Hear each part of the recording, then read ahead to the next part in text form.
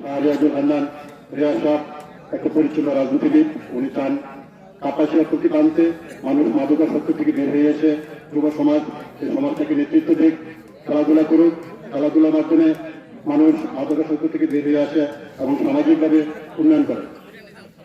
আজকের এই খেলার আয়োজক গ্রাম বাংলা ফাউন্ডেশনকে ধন্যবাদ জানাই।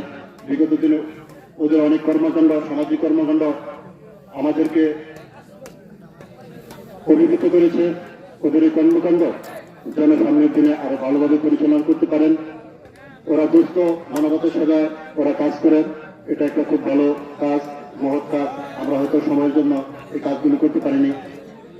এই গ্রাম বাংলা ফাউন্ডেশনের কর্ণধার শাকিল, সে সবসময় চেষ্টা করে সমাজের দুস্থ, গরিব, অসহায়, বন্যা দুর্গত বিভিন্ন অকেশনে বিভিন্ন মানুষের কাছে যাওয়ার